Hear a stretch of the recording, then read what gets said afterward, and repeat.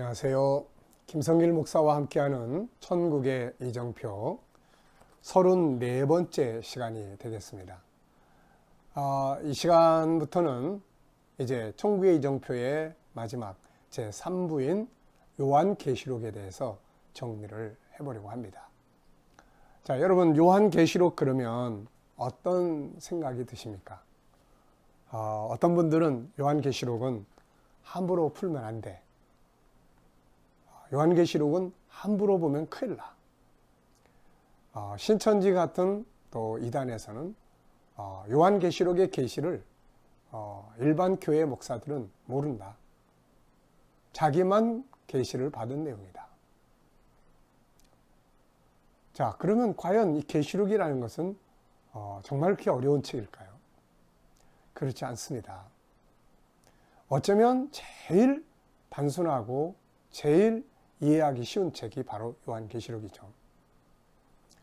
우리가 어렵다, 또 복잡하다, 또 이단들이 주로 이제 요한계시록을 통해서 자기들의 발판을 만드는데 그렇게 될 수밖에 없는 이유들은 앞에서 말씀드린 세 가지 주의사항에서 우리가 곁길로 나가 있기 때문에 그렇습니다.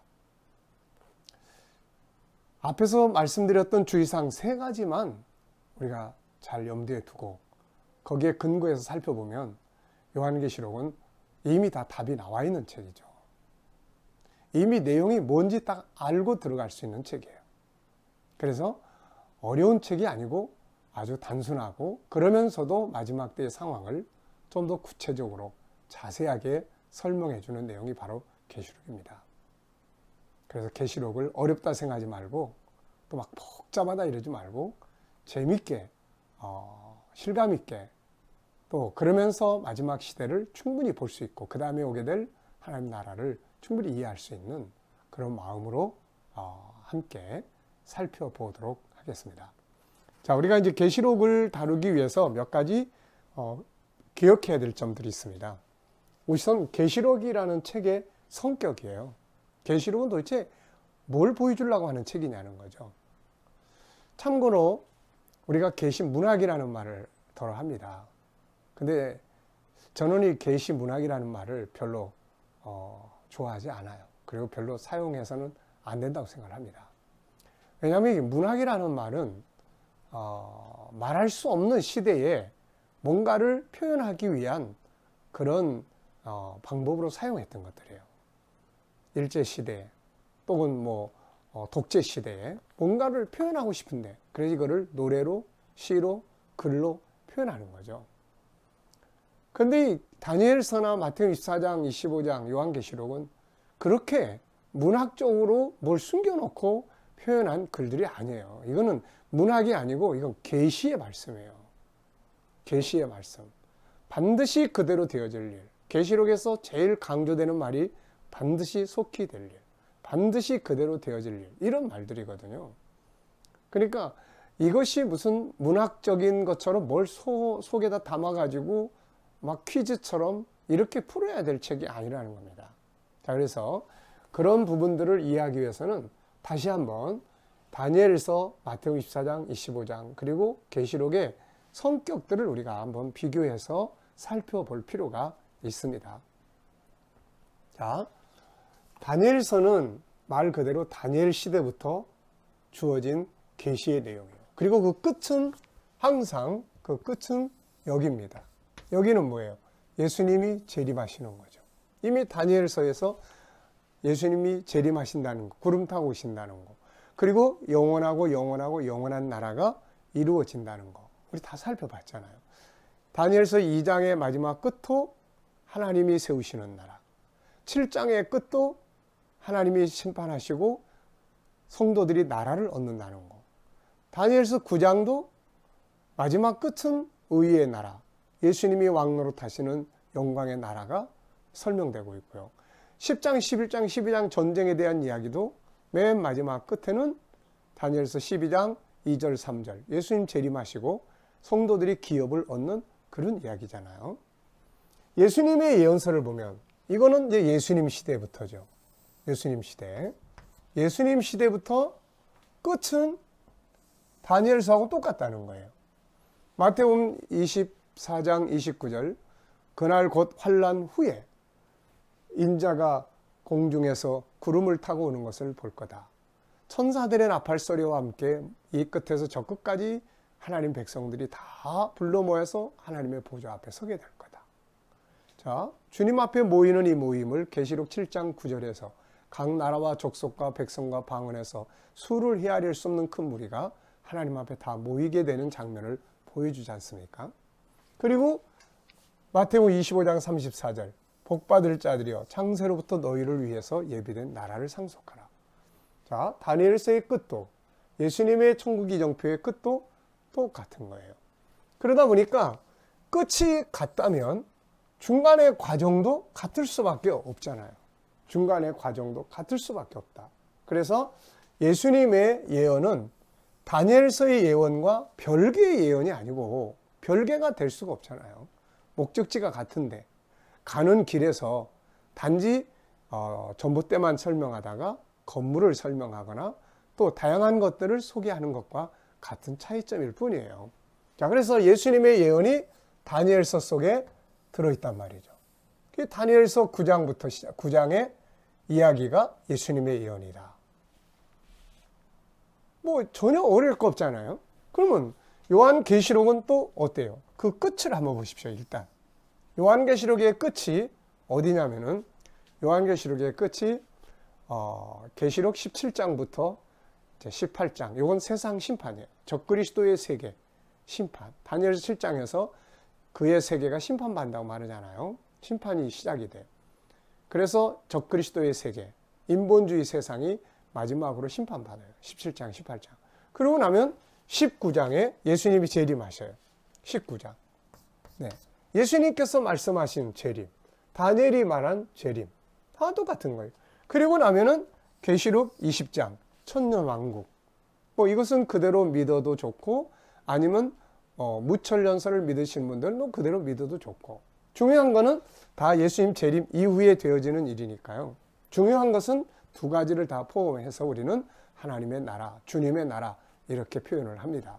자, 그러니까 예수님의 재림, 그리고 나서 20장부터 22장까지 하나님의 나라, 이걸 구분하면 천년왕국, 그 다음에 새하늘과 새 땅. 새하늘과 새 땅은 영원한 세계예요. 이걸 합치면 영원한 세계죠. 그래서 하나님의 나라를 기업으로 얻습니다. 자, 목적지가 다니엘서도 같고 마태복음 24장 25장도 목적지가 똑같고 계시록도 목적지가 똑같아요. 목적지는 주의 재림과 하나님의 나라를 성도들이 기업으로 얻는다는 것입니다. 자, 잘 이해되셨죠? 그러면 이제 예수님의 천국의 이정표가 다니엘서 속에 들어있었는 것처럼 계시록의 내용도 다니엘서 속에 있을까요? 없을까요? 어떻게 생각하십니까? 있어야 돼요? 없어야 돼요? 이게 계시록의 이야기가 전혀 딴 이야기 같으세요? 아니면 다니엘서 속에 또 예수님의 예언서 속에 들어있는 이야기가 라고 생각하십니까? 아니면 전혀 딴 이야기라고 생각하십니까? 같지요. 자, 이 계시록의 예언은 다니엘서 속에 들어있고 예수님의 가르침 속에 또 다 들어있어요. 이게. 그래서 이걸 명확하게 아는 사람은 예수님의 예언을 볼 때 이거 여기에 있는 이야기네. 이걸 명확하게 아는 사람은 계시록을 볼 때 이건 여기에 있는 이야기네. 그래서 전혀 어려울 것이 없다라는 것을 여러분들이 기억을 하시면 되겠습니다. 자, 그러면은 여기서 이제 하나 기억하셔야 할 거는 다니엘서의 예언은 언제부터 시작한다라는 것을 다니엘서 9장을 예로 들겠습니다. 9장. 성전을 건축하라는 명령이 내릴 때부터 시작이 되는 거예요. 성전을 건축하는 명령이 내릴 때부터 성전 건축, 예수 초림, 성전 무너짐, 예수 재림, 하나님 나라. 네. 근데 예수님의 예언도 보면은 시작이 있어요. 시작점이 뭐예요? 예루살렘 성전이 멸망하는 거죠. 무너지는 거죠. 그것 때문에 이야기하다가 무너질 거야. 그랬더니 제자들이 언제 이런 일이 있겠습니까? 그래서 이거 여기서부터 시작하는 거예요. 성전 무너진다. 그러면서 복음이 전파돼서 이방인의 때가 다 차게 되면 성전이 다시 건축이 되고 적그리스도가 등장해서 성도들을 핍박하고 그리고 나면 인자가 구름 타고 올 것이고 하나님 나라를 기업으로 얻게 될 거다. 이제 이런 이야기예요. 그러면은 이 계시록은 또 뭡니까 이거? 계시록은 안타깝지만 언제부터 시작된다라는 게 없어요. 사도 요한이 그때 시대 사람이고. 그래서 이건 언제부터 시작되는 이야기야? 그래서 이 부분이 계시록에서는 이렇게 가려져 있는데 이거를 계시록 자체에서는 볼 수가 없어요. 그러다 보니까 헷갈리기 시작을 하는 거예요. 이게 뭐지 이거? 이거를 보면 쉬운데.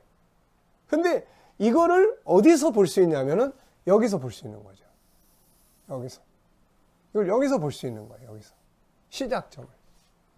이 시작점을. 그래서 이 시작점부터 해서 끝까지의 이야기를 다루는 것이 다니엘서 11장 40절부터 12장 3절까지예요. 네. 이게 다니엘 11장 40절부터 12장 3절까지. 예수님의 예언 속에는 다니엘 11장 40절부터 45절까지가 전쟁이라는 표현으로만 나타나 있어요. 그리고 나서 적그리스도 등장, 예수 재림, 하나님 나라 기업을 얻는 이건 똑같습니다. 자, 그래서 요한계시록의 출발점은 이 전쟁이에요. 남북 전쟁입니다. 요거예요. 그리고 나서 요것으로부터 시작을 해서 적그리스도가 등장을 하는 것. 그리고 적그리스도 등장 이후의 이야기를 다른 책들보다 구체적으로 해놨어요. 자, 요게 남북 전쟁, 그 다음에 적그리스도 등장, 그 다음에 이런 데서 아직 멀기 때문에 표현 안 해놓은 거를 여기서는 이런 것들을 표현을 자세하게 해놨어요. 그리고 나서 예수님이 재림하시고 하나님 나라가 임하게 되는 것입니다. 자, 그래서 요한계시록은 다니엘서 11장 40절부터 12장 3절까지의 이야기예요. 이게 뭡니까? 첫째, 남북 전쟁. 여기서부터 출발하는 거예요. 두 번째는 적그리스도의 등장. 세 번째는 예수님의 재림. 하나님의 나라. 네. 자, 네 번째로 정리를 하겠습니다. 이렇게.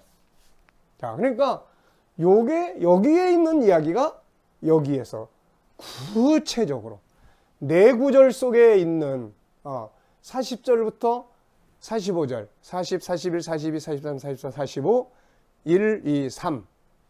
네. 요 8개의 구절로 있는 것이 여기서 22장으로 설명되고 있다. 이렇게 보시면 되겠습니다. 그래서 우리가 어떤 건물을 들어갈 때, 또 어느 산에 들어갈 때 제일 먼저 할 일이 구조를 보고 들어가는 거예요. 그리고 이것이 어떤 성격의 산인지를 미리 알고 들어가면 헷갈릴 게 하나도 없는 것이죠. 자, 중요한 거는 이것도 다 목적지가 같다는 거예요. 예수님 재림, 하나님 나라. 여기에 대해서 더 제일 구체적으로 설명한 것은 요한계시록인데 언제부터 출발할 거냐 이거는. 예수님의 예언은 여기서부터, 성전이 무너질 때부터.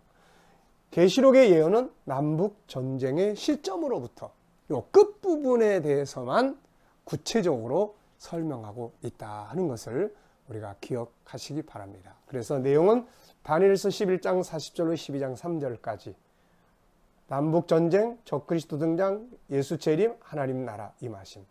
네, 이렇게 설명되어 있고 정리된 것이 요한계시록이라는 것을 기억해 두시기 바랍니다. 이 시간 말씀은 여기서 마치도록 하겠습니다. 감사합니다.